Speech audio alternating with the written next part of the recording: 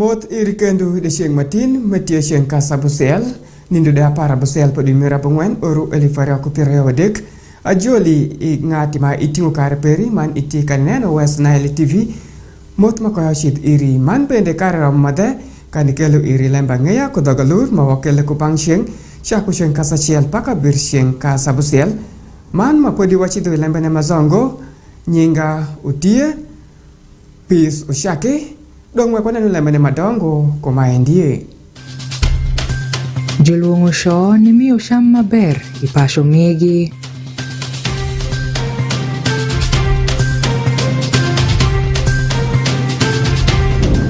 Nebi district ukiru nindu parado pi oru maeni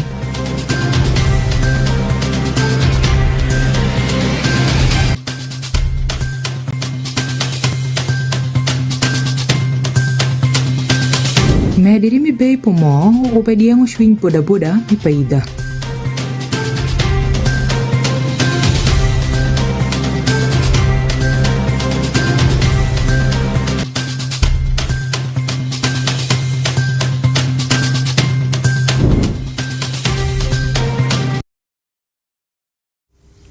Ajo likendu kudingin wangu LEMB na madongo endoka wendung wekwakor LEMB na mazo mutie kanawasho kumaendie Kawashaka ku LEMB mamakare ikum lempa yotkum judaru kaniluongu sho ansilu kaneno negemio shama besho ni juro pashu mege shalodani mamegu karashalo kud awia enisham ma utie kumorne wekara chupokani medu yotkum padano mi pashu mege Ponji eni utimere ku di district mi moyo mushoko jurtela karashalo kudano mapol ma ushidu kaniwinju ponji nema enu Tadog LEMB ANGEYA mwa ubedutie kadong LEMB na mazo kumaendie Sho makado piradek i district mi moyo udaron wangu ponji ikum yure mitiu matek ni miyo sham mutie kumoje ni jupasho megi luongu meni ubedite yob majuluongu nyutria cash ma otish mi Save the Children remo yobo Ponji ne ubedu pimedu keru pasho nyowegi udi ni miyo sham matera ni megi udi megi makumugesa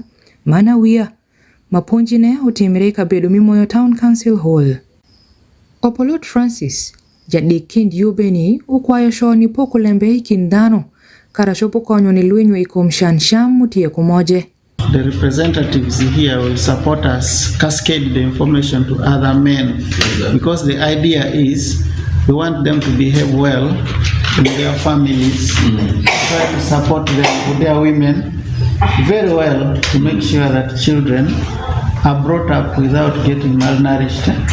And also we have been explaining to them the purpose of the NutriCash, but also the coverage, the selection criteria, and so on. And also the different components, because we have NutriCash, we have social behavior change, we have financial literacy, which is also being handled by another partner, and so on. So we've been able to capture all that with them, and we think they should be able to support us cascade the information down to other members. Brichi Adams ashelmon wangu ponji ufoyo otish pa Save the Children pikonyo kor governmente iyob mewo kodo mane kwayo dhano pishwako kitiek makumeni Masini fue programa wale nutricas release temándole tandana Save the Children bane los program de ora existire community area de Kenya manzo posi ia program game tiro waleka ndole kare Dr. Dibu ko kila kala karmatisi desi ma community bari about encourage ndolea ba buledi esi ta ko na wati identify ai introduce ba dibatine agency of the Save the Children World Food Program zibatiri batito introduce ai ba dibatine also ni kai konyi dibati su desse ani community ali mai ani program anya bulaka anya refu na America dan Anyama Charles jawang town clerk mi moyo Town Council mubedu welumira wora uwasho show mapolo marongoshwa ko kitiek makumeni doke kwayogi ni weko paro makumeni man kishwak miyo sham maber piyot kum pajoro pasho migi. I witnessed actually where the mothers were getting money. I remember they were getting about over 90,000. I think that was for a quarter, which I witnessed at the centenary grounds there. But I must say that is a very good approach, where we support our mothers to feed their children well. And I remember one of the biggest challenges we have is the slow response of men to support these mothers. Because we have got incidences where our fathers forcibly remove this money away from the wives, the mothers. And this has caused a lot of GBV in those households. Moreover, some of the men have rendered themselves very useless. They don't give support deliberately at household level. Nutri Cash utie yik mushako I oro 2020 ma otish maneno LEMB pasham iwi ngomzo uwokodo. Imako shinku government mi Uganda pilwinyo ikum shamu maberu ngo ikabedu mi West Nile maebitu mi oro 2024. Ite yik meni jobisholu mego silingi 1440 kubang dwi pi orario mabikonyo pi wilo shamu pore nirawia migi man kawoni mego marome lifashiel odaro nwango bero okumu Dominic Kajik Daisy Ochama LEMB ANGEYA I West Nile TV.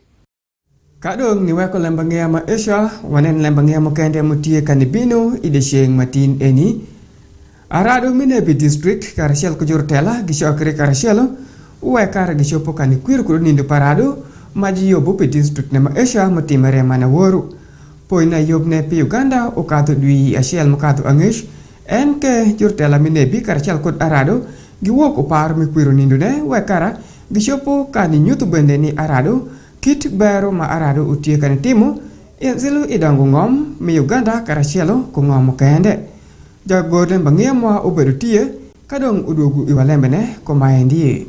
Jalu ma Uganda ukwiru nindu parado inindu apara bora padu mera bora oruma eni kud ikabale district panebi utimere manaworu eni ikabedu madit mutie inebi. Sami kwir ma esha ngatima utieja odmokushik pi dano manyira nyoke arado manyira MP Fiona Nyamotoro odaro kan luongu juru tela Minebi district kanena gichwako yo parado ma ikinde yo bajukelu machalo youth livelihood program kumu kende mapol igunngom Uganda eni. Ewech par esha isa mikwirne mutimere Inebi district I odd school ikabedu ma utie Inebi town secondary school man bar ma julungunya luo ground.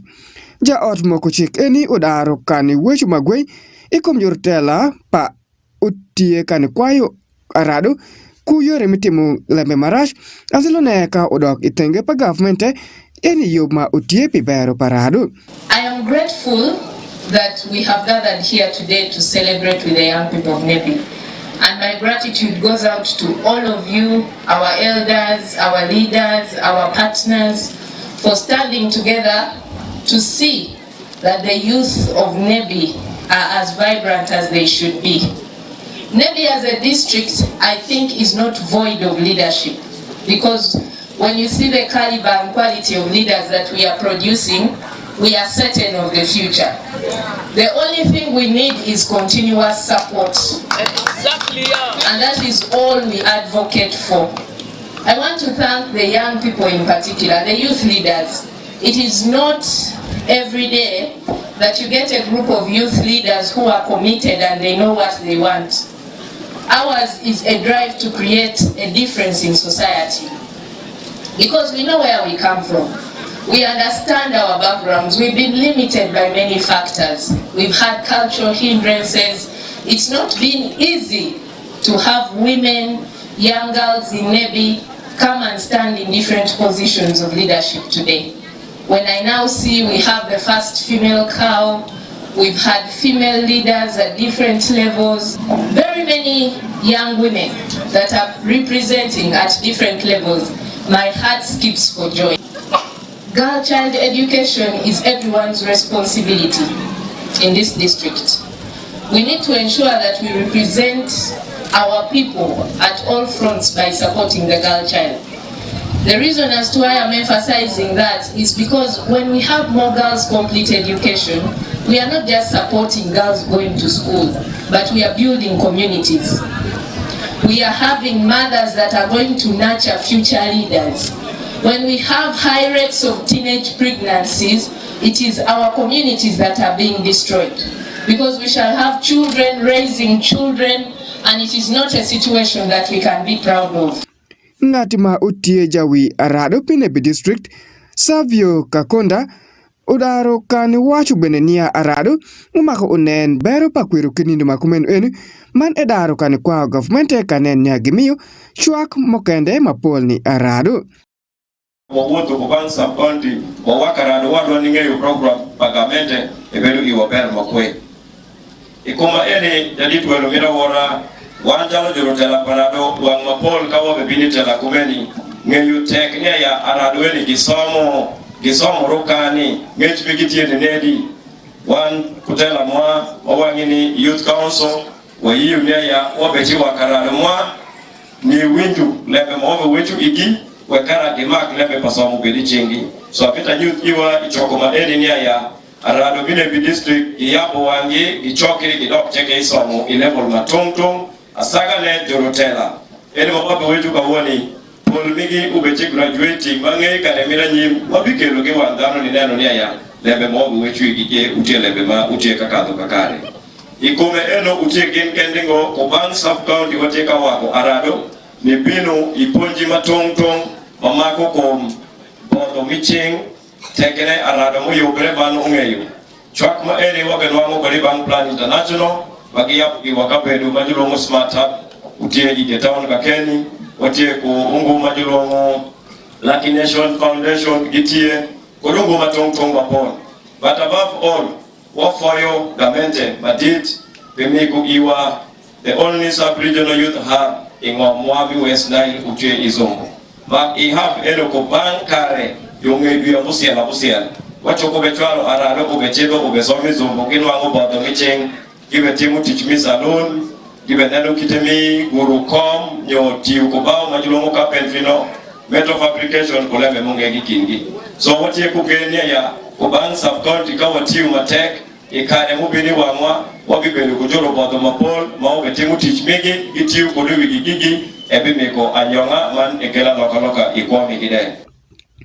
Emmanuel Urombi mutie jawi kom ot abish Pinebi district udaro kani luongu arado bende kani nwango bero pa kit kwir makumeni makun enyitula wich pare magwei ikom arado ma oshido wen gimanok manjur tela mukende mi district ma oshido ngo ifosh ma esha mumubimi yotela ne oru tela nati matero daro pe oru mukudo mubimi bangani kanu kwela arado ne na ugengi biru wa uponji kuni bangani kanu mitu kwir ubini bangara sama don give mitu rakorengo. This is very bad and shameful adabulemele. It is bad and it must stop forthwith. You attend kamara ni even one wa paradisi kwa pedi koboko all other chairpersons kwa paradisi giche koboko but one watch since tinute nindo parado wande wa weko lebe mo elemba mo bi weko go kuperie Wilembe madit pikwir ma esha ubedo kaneno nyagi miyo ngesh mupore ni arado wekara gichopo kani bedo kukura maber ikom lembe makere ikom dongo pangom. Peace Oshaki, Alfred Jawok, West Nile TV, Lembangea.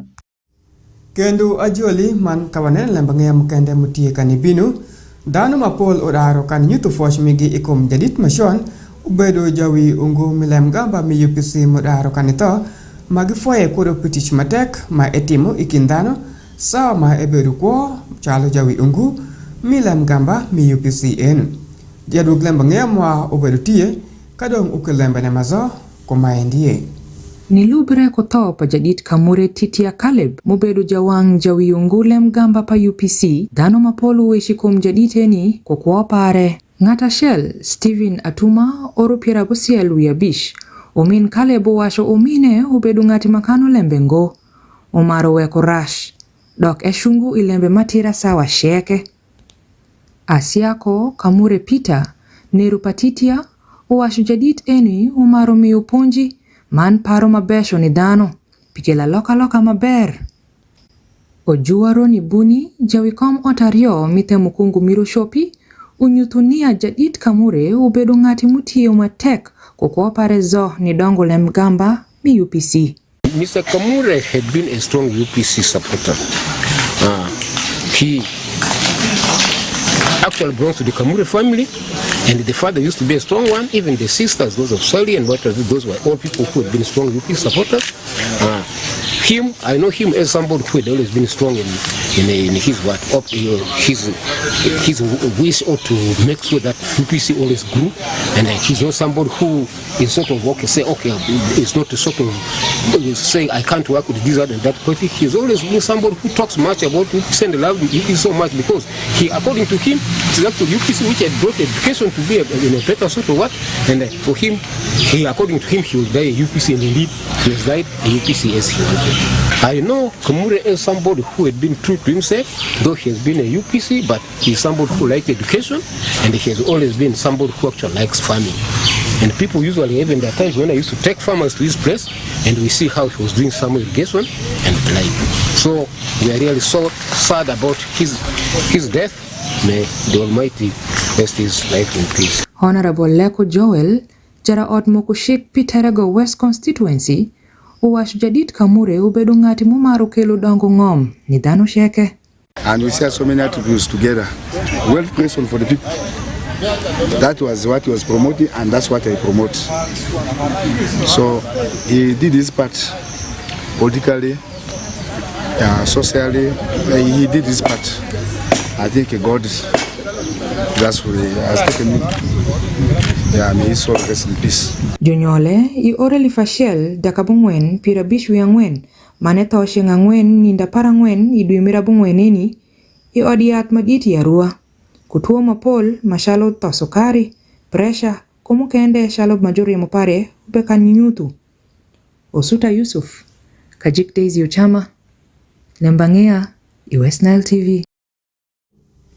Eka dong nikado mani chuchkud Izombo district kawaneno LEMB ANGEYA mutie kanibinu mamakare ikom LEMB pakoloka dano mutie katiyo komotokari man bendem agitika yaw dano I district mizombo aro kan nyuto adenga shuimegini lo bereko bay pa omo mutie kanimedre eni omo mi petrol kachel ko diesel ma metera pi tiyo komotokari man pikipi miki esha dog bende ki wacho lembene utie kanisendogi man utie kanyoto koloka mege shalo dano ma utie kan timo kit koloka ma kumenu deduk LEMB ANGEYA mwa ukel lembene mazo kumahendie wegi motokari karashel kod oreng pikipi min Zombo district utie kuluorun lo breko beipa omo ma utie kan ido azaluna ke omo pa petrol ma metere pitiu kodo kushuma mege enu beipa omo kawoni ma julongo petrol utie ikin elifa bish dakario man elifu abish dakangwen man diesel ke utie elifa ngwen dakabora man elifa bish dakashel Rasul Oriem jawi uring boda me paida town council uwachu medri pa bei pomo ubanyoto kuloka mege shalo uring boda man sholo deni pa pikipi magigamu Barat inwango ni anoka shalo nyapea waringo nyusilingi libabish awuni kewa shilingati silingi libabero ngati binya yupie then ngati bisa yupikipiki mudoka gi ipeko palembe pomo then pomo bei pare ushako maber silingi lifangwen kuwie eni yomo tushanga chele lifabi awone lifabi dakasher kawoni mobe weshu omotie lifabi dakabi ma tijene doki watek wakwayo gamente mamua kashopu ni neno lembe inu ne omo jwigu iwa nwango ber madi yen boda utie tish matek ma eshoko do garado podi maber gi gamente umako partiwa ne niale mene kaza na pire jojugo bei pomo iwa Jawi dekri potero motukari mipaida swale manano uwacho kadi bei pomo utie kamedire podi bei pa wotu utie kukite mashon dok emedunia aga ikuloka pa yeyo dano komotukari ujwik pimedri pa bei pomo enu land transport no bitemu kakae to woni ni transport well pomo medire dano podi wa biweye well mashon to sin wangu dung poka tika kini ni wilo mo well mamano mamalo ento ido gi yeo dano well mapin in wangu keni transport ne bidok watek magwe dung wa bikwayo wangu durutela ke konywa ikum lempo momu bisidi wange gi NK Jawi stage poring pikipi mi Fatima boda Charles Ongwesh uwashu bei pomo utie kamedre anzelo petrol piwend uring pikipi mube medri ikabedu woni beko mo wangu beko pomo aka woni dano kadi iluon customer wacho gi pikipi bei mero ma endo wangu ni alitu iwa utie bei pomo ka woni bei mo medre ko bangche aka mende chipula ro ko dangone yo ngo mi shopu tiemo nkelu ni kabo iwa nyo yo mugmo chopu wangu ko sete ka woni tene fongere le mecheke jai le mecheke ma alenga kai be wa boda wa banwangu peko yo matongtong ka woni eni peko pomo ka woni eni mo kubangche ngo be medre daka shell daka rio wanwangi waleto lembe mawa shopu kwa bei government konywa Julius Ochungrut jaring boda achiel mizal stage itajago mizeu uwashu bei pomo matek uketu juwadi mapol uweko rengu boda makundi gamu pikipi ideni nyolon mamaku gishul sente kubang sheng anawani ya bei pa mo mauche kani ido tinindo eche yuwateke ni wangu sente mupwe ni wangu ya jumo kuche kare pasel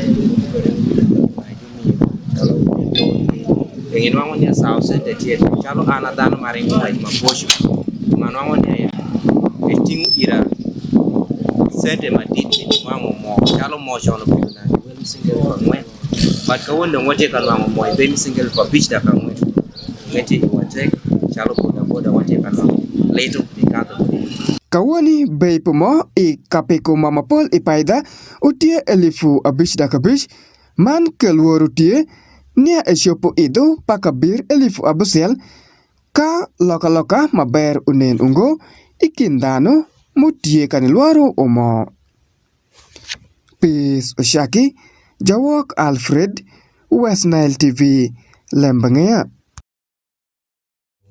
Kadong asu lembangea mukende mutie kanibinu jodaro kane kwayo dano sheke kan lobo shik manyen majuwo kodo mamakare ikom lempa gedu ma jodaro kane utenu enu poi ni ada yuacho dano mapol gitiengo kan lobo shik majuwo kodo azilo ne mamakare ikom lempa gedu mer adura madongo mashupo kane kelo nyot ikom jogo karashelo kushuish mukende mutie kodano we konwang lembene mazo komaendie Jurutish pa government mitedero gero udi man dongo pa dura madongo majuluongo Global Green Institute man council mo ai dura mirarua odeko shengi ni teno shek pigiedo pi oru elifario kopira wiario mabishe biri oru elifario kopira ngwen mabe mito dano uwo kuyore matira man gwoko shwish mutie ko dano Dak Max Webe mo ai ot pa Global Green Institute Mamiyo ponji man wo kuyore migiedu. Uwashi Uganda podi benwangu ngo peko madit itenge payiru mo ai ko motokari, factory ko mukende. Ento dano mapol utie ka gieru udi ijugu, man poga anzeli ya dura manyin. And those rains, due to the effects of climate change, those storms, rains, even periods without rain, they only will get worse in the future. That's a fact. We know for sure that that's an effect of climate change. So when you plan your city, when you plan your industries, that is something we need to keep in mind. minds. Where is the best place to have your utilities? Where is the best place, or how can you protect your utilities? It's not only about location, but also about how to construct it so that it's ready to survive throughout the effects of climate change. Kemigisha Jackie Kiza, muai otish pa governmente mitadero, uwasho governmente utia yika nishwako kiti yub makumeni, madien pegua kushwish. The first of its kind, not only in Uganda, but globally. This is the first green physical development plan that we are having. Green in what way? Green in a way that it addresses all the new urban agenda issues. It addresses the issues of livability, it addresses the issues of resilience, it addresses the issues of sustainability. That this is a plan, if we implemented it very well, our great-grandchildren will come and find order in this place. So it is something that is not supposed to go without really a mark. Jake umedonia, adura mirarua, gulu, man jinja, utie adura mayob migiedu migi jushwako. NK Matua Emmanuel muai otish maneno lempangom giedu man dongo padura uwasho yore migiedu maber utie shwing dongo ngom mane kwayo tela padura ni lubu tok shik maber. Planning will be one of the requirements to clear your BFP. Very soon communication will come to that effect, meaning that if your work plan doesn't have fiscal planning adequately covered, there may not be a plan worth passing. Manke Amanda Ngabirano janen wigiedu i Uganda ushemo wang dano mutie koparo minyoto shik manyen pagiedu majuo kodo mewasho shik biti komge. Please don't block anything. You are big, you are important, you are rich, but you must comply. Stop intimidating enforcement officers, the city clerk's team, the fiscal planner by telling them to leave your land, leave your illegal building. Please don't. Follow the law, follow the plan, however big you are. In fact, the bigger you are, the more you should comply. And lead by example. Whatever political rank, whatever political position you have, even if you are a general from where, please comply. Comply and do it in the interest of the public, of the future, not for you as an individual. Wadrisa Mnyakwa, Mea Madit ya Dura Mirarua, ukwayo komiti ni timu tishmigi ni ketu sente, pishwako yub majuku kodo, kara eshoputi maber. You find the money in your committees for execution of this plan. We can cut on allowances, we can cut on several other things.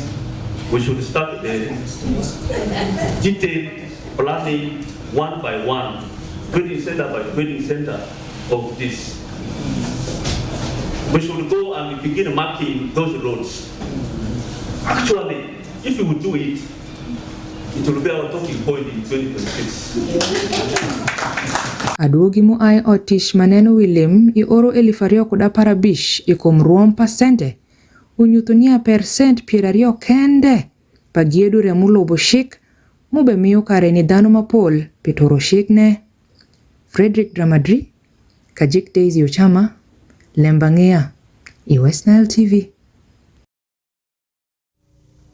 Ekado matokchien kawaneno mukende mamakre ikom LEMB pagwo kushwish mutiakwa.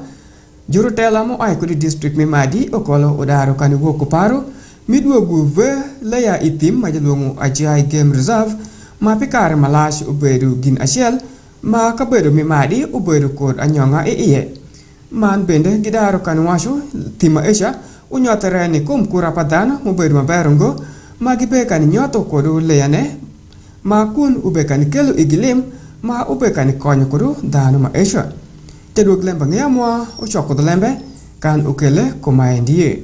Shalom ayobiri pidwogu lei mitim ya jai game reserve imadio kolo district ushako jorotela daro luongu dano nishwako yobne wekara gishopun wango bero ikomgwaku lea mitim. Ikin lea majubi duogu utie Lamvur, Umuka Matunge Tar, Liesh, Riu, kumukende mapol.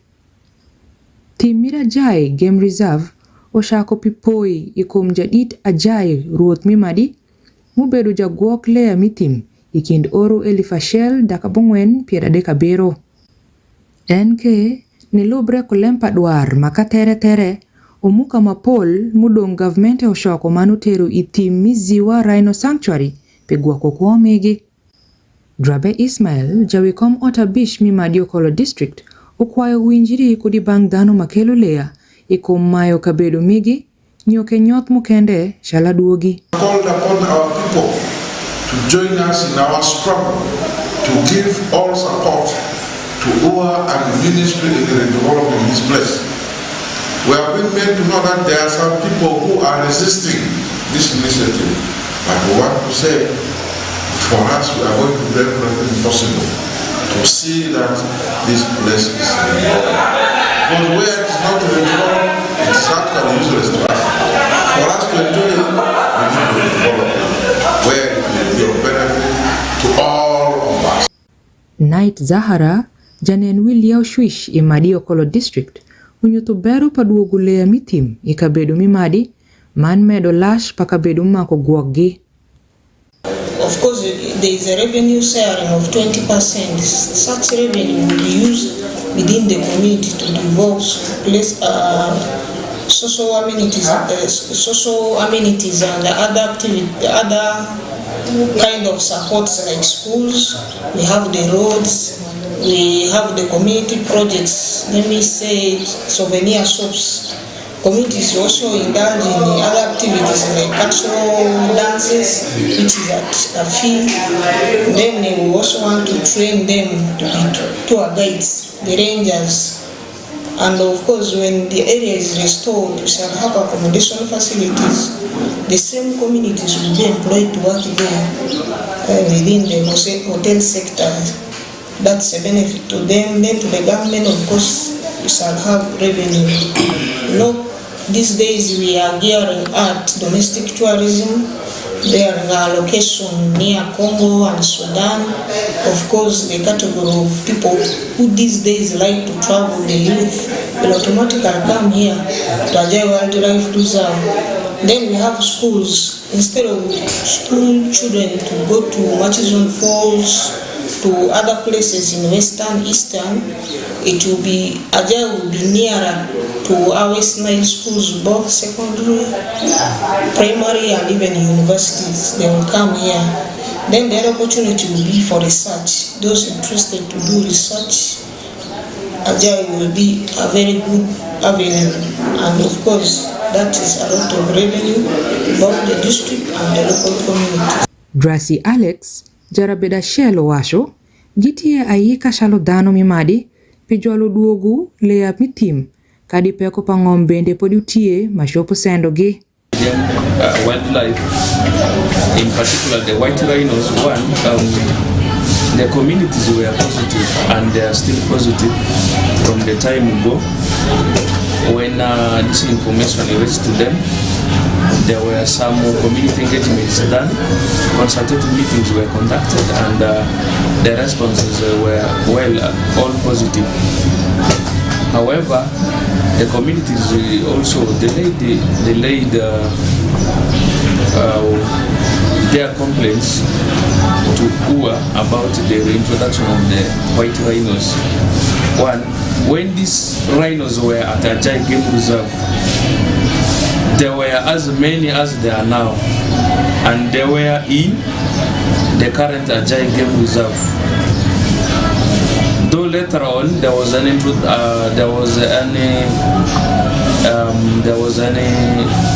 information that the UA wanted to acquire more land for the white rhinos to be introduced. That one, the communities turned somehow against it, because that is the only asset of my dear people, Madi Okolo, in particular those residing next to Ajay Game Reserve. So that is their only asset, and they get things from them. They do farming there. A lot of things are done on that small piece of land that people are having. However, negotiations were done. I don't know how far they reached, but I believe if the white rhinos are to be introduced in the current ANGEYA game reserve, there will be no problems and the communities are positive. Aduogi mo ai I otish maneno William Swish I Uganda nyutunia oru mukadha ngesh manwango podi tuo kizingo mupodhungo welo makadho 1000 daka bora oroyo LEMB padoler mira Amerika milion daka biro piera deko ya busiel. Farish Majid Kajik Daisy Uchama LEMB ANGEYA I West Nile TV. Fos madit udok iri ingati mitingu kar perisawa sheke nangu iti kaneno LEMB ANGEYA isama wakelu iri ngesh matera ngena shalo West Nile Tava wakelu deru nyokelero ingom wakara ibeku ngesh mupore man bende kodi wiwil dong medri asu kaneno West Nile Tava man ajika pa LEMB ANGEYA ajika keni pienga nema eni ma ebinu chenkasa shiel paka bir chenkasa busel ma wachake sa busel tap in ingati mitikan shamu sham permission wek dogi ube mamit jashwish ugoki nyinga utie oshake pis warumbu kudikendu iyenga mobinu I LEMB ANGEYA makudoga Alur I West Nile Tava idong maber.